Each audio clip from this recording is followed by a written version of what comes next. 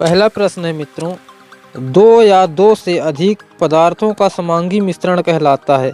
तो दो या दो से अधिक पदार्थों का समांगी मिश्रण विलयन कहलाता है। समांगी का मतलब ये होता है कि विलेय और विलायक के मध्य अंतर न किया जा सके हो, इस तरह मिश्रित हो जाएं। दूसरा क्वेश्चन है, विलयन का वह घटक जिसकी मात्रा दूसरे से अधिक होती है और जो दूसरे घटक को विलयन में मिलाता है उसे कहते हैं। तो मित्रों, जिसकी मात्रा अधिक होती है उसे विलायक कहते हैं। जैसे आप शरबत लीजिए, शरबत काहे काहे का मिश्रण होता है, शक्कर और पानी का। तो ज़्यादा मात्रा में कौन रहता है, पानी। तो पानी क्या है, विलायक है। और शक्कर क्या है, विलेय। अगला क्वेश्चन, टिंक्चर आयोडीन के विलयन में विलेय है तो आयोडीन विलेय होता है। चौथा, सोडा जल विलयन में विलेय होता है तो सोडा जल में क्या विलेय होता है, CO2। पांचवा, वायु एक विलयन है तो वायु काहे का विलयन होता है, गैस में गैस का। छठवां क्वेश्चन देखते हैं, निम्नलिखित में से कौन सा पदार्थ ऊर्ध्वपातित हो सकता है। तो मित्रों, नेप्थलीन भी ऊर्ध्वपातित होता है, अमोनियम क्लोराइड भी और एंथ्रासीन भी, इसलिए आपका आंसर सही होगा उपरोक्त सभी। अब ऊर्ध्वपातन क्या होता है। ऊर्ध्वपातन वह क्रिया है मित्रों, जब किसी ठोस को हम गर्म करते हैं तो वह द्रव में बदले बिना सीधे वाष्प में बदल जाता है। इस क्रिया को ऊर्ध्वपातन कहते हैं। अगला क्वेश्चन है, रिक्त स्थानों की पूर्ति कीजिए। फोम, रबर एवं स्पंज में परिक्षेपण माध्यम है। मित्रों, परिक्षेपण माध्यम उसे कहते हैं जो दूसरे माध्यम को छुपा लेता है। तो आपका आंसर होगा ठोस। दूसरा, मिल्क ऑफ मैग्नीशिया में परिक्षेपण माध्यम होता है तो इसका होगा द्रव।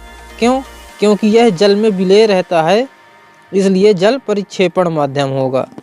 तीसरा क्वेश्चन, टिंडल प्रभाव किस विलयन द्वारा प्रदर्शित गुण है।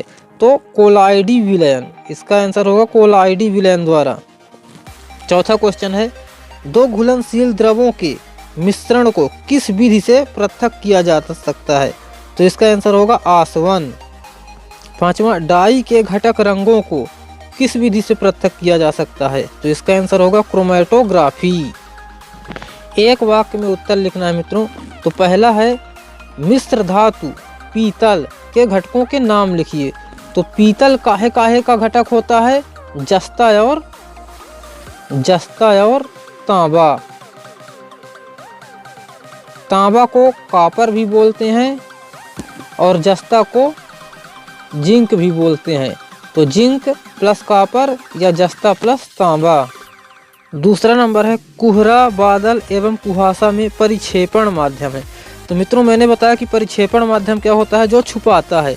तो परिक्षेपण माध्यम क्या होगा, वायु। वायु में जल के कण छिपे रहते हैं तो परिक्षेपण माध्यम वायु या गैस।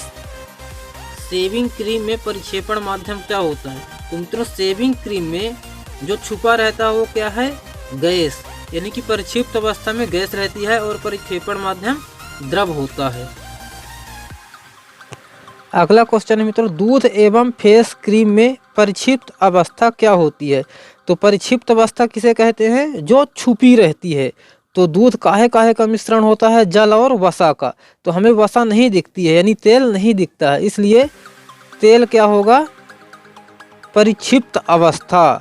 तो इसे क्या कह सकते हैं, वसा या तेल परिक्षिप्त होती है, या कि द्रव भी कह सकते हैं।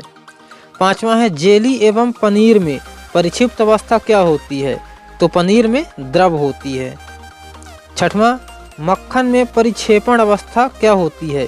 तो मक्खन में परिक्षेपण अवस्था ठोस होती है।